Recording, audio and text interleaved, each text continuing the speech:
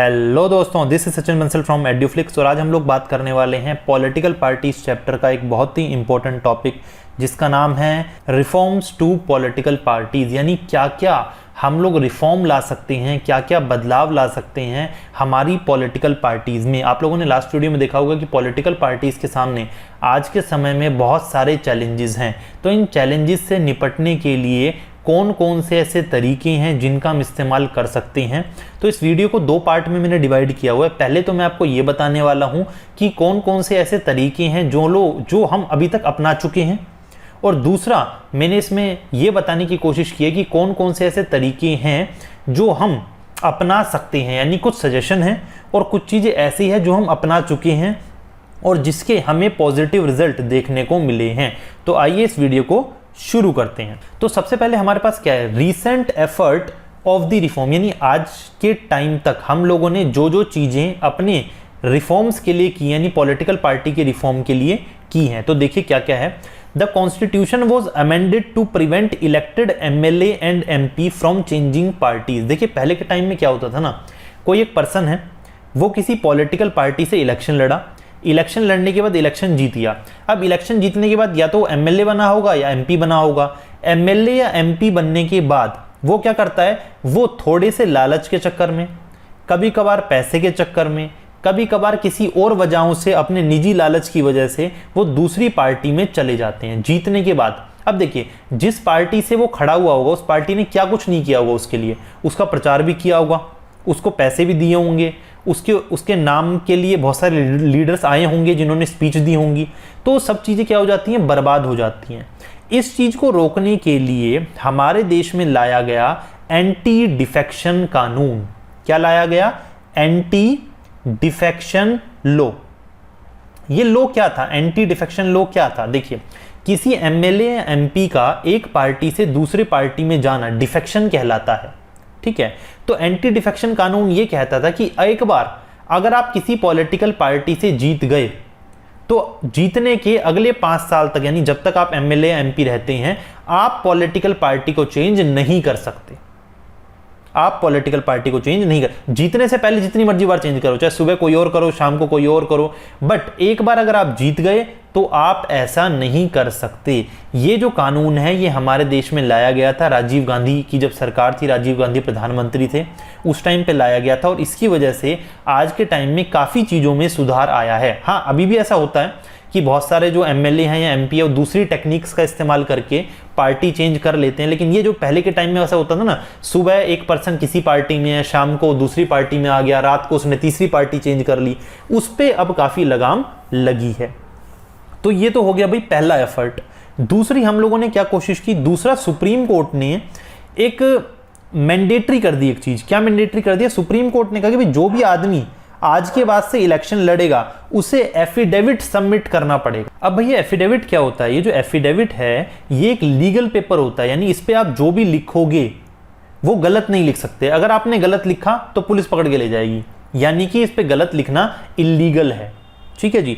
तो जो भी पर्सन आज के बाद से इलेक्शन लड़ेगा, सुप्रीम कोर्ट ने ये कहा कि आज के बाद से जो भी पर्सन इलेक्शन लड़ेगा उसको एक एफिडेविट सबमिट करना पड़ेगा। ये एफिडेविट में क्या लिखा होगा, इस एफिडेविट में वो पर्सन बताएगा कि उसके पास कितनी प्रॉपर्टी है, इसमें वो बताएगा कि वो कितना पढ़ा लिखा है, इसमें वो बताएगा कि उसके बीवी के पास कितनी प्रॉपर्टी है, बच्चों के पास कितनी प्रॉपर्टी है, कैश कितना है, बैंक बैलेंस कितना है, उसने कोई एलआईसी पॉलिसी ली हुई है क्या, घर में कार कितनी है। इन सारी चीज़ों का ब्यौरा वो एफिडेविट के अंदर देगा।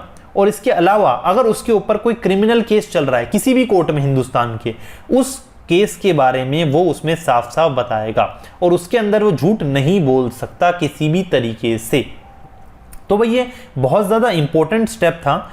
और ये जो एफिडेविट है ये पब्लिक के लिए अवेलेबल है। यानी कि अगर आप चाहो, ये जानना चाहते हो आप कि नरेंद्र मोदी के पास कितनी प्रॉपर्टी है, अगर आप जानना चाहते हो कि नरेंद्र मोदी के पास के ऊपर कितने क्रिमिनल केस हैं, या राहुल गांधी के ऊपर, या अरविंद केजरीवाल के ऊपर, किसी भी नेता के ऊपर, तो आप लोग इलेक्शन कमीशन की वेबसाइट पर जाके ये चेक कर सकते हो।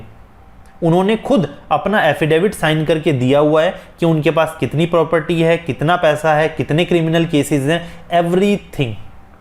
तो ये काफ़ी अच्छा स्टेप था सुप्रीम कोर्ट के जरिए, जिसके जरिए इलेक्शंस में रिफॉर्म आया। लास्ट कोशिश क्या की गई, लास्ट कोशिश भाई ये की गई कि it is necessary for political party to hold their organisational election. भाई पॉलिटिकल पार्टी होती तो एक ऑर्गेनाइजेशन ही ना, उस ऑर्गेनाइजेशन के अंदर बहुत सारे लोग होते हैं अलग अलग लेवल पे, कोई टॉप पे होगा तो कोई बॉटम पे होगा, उन सब लोगों के लिए इलेक्शन होते हैं, है ना। तो उन सब लोगों का इलेक्शन करवाना पूरे प्रोसीजर के साथ ये कंपलसरी कर दिया गया।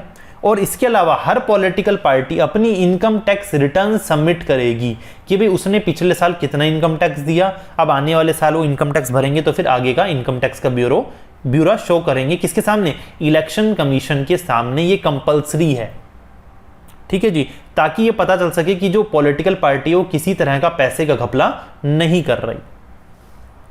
अब हम लोग जो बात करेंगे वो ये बात करेंगे कि आने वाले टाइम में और क्या बदलाव हो सकते हैं, यानी कि क्या क्या सजेशन और हैं हमारे पास जो हम पॉलिटिकल पार्टीज पे अप्लाई कर सकते हैं ताकि पॉलिटिकल पार्टीज में रिफॉर्म आ सके। तो भाई क्या क्या सजेशन है, लेट्स सी।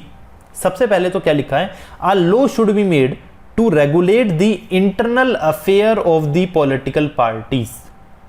एक कानून बनना चाहिए, बना नहीं है, ध्यान से सुनिए, एक कानून बनना चाहिए कि पॉलिटिकल पार्टीज के जो इंटरनल अफेयर हैं, कि भाई अंदरूनी जो मामले हैं उन्हें ठीक ढंग से रेगुलेट किया जाए।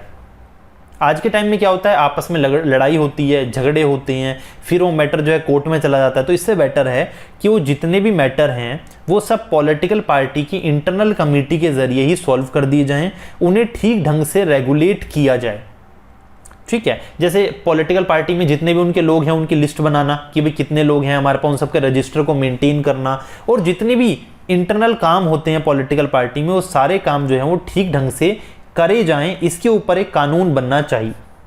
दूसरा क्या है, it should be made mandatory for political party. ऐसा मैंडेटरी होना चाहिए, हुआ नहीं है, कि पॉलिटिकल पार्टी जो है वो एक मिनिमम नंबर ऑफ टिकट या कह लो 1/3 टिकट जो है वो वुमेन कैंडिडेट को दें, कि भाई हमारे यहां से जितने लोग खड़े होंगे उनमें से 1/3 हम लोग वुमेन्स को खड़ा करेंगे। ये कंपलसरी कर देना चाहिए हर पॉलिटिकल पार्टी के लिए। इससे क्या होगा, इससे वुमेन का जो रोल है पॉलिटिक्स के अंदर वो काफी ज्यादा इंक्रीज हो जाएगा और वुमेन एम्पावरमेंट को काफी ज्यादा ताकत इससे मिलेगी। थर्ड पॉइंट क्या है सजेशन का, तो थर्ड पॉइंट क्या है, there should be state funding of election. यानी आज के टाइम में क्या होता है, जैसे मैंने आपको लास्ट वीडियो के अंदर बताया होगा कि भाई मनी पावर आज के टाइम में बहुत बड़ी चीज है, यानी पैसा जो है वो बहुत बड़ी चीज है और पैसों के बल पे ही इलेक्शन लड़े जाते हैं। आपके पास जितने ज्यादा पैसे आप उतना बड़ा इलेक्शन कैंपेन को चला सकते हो।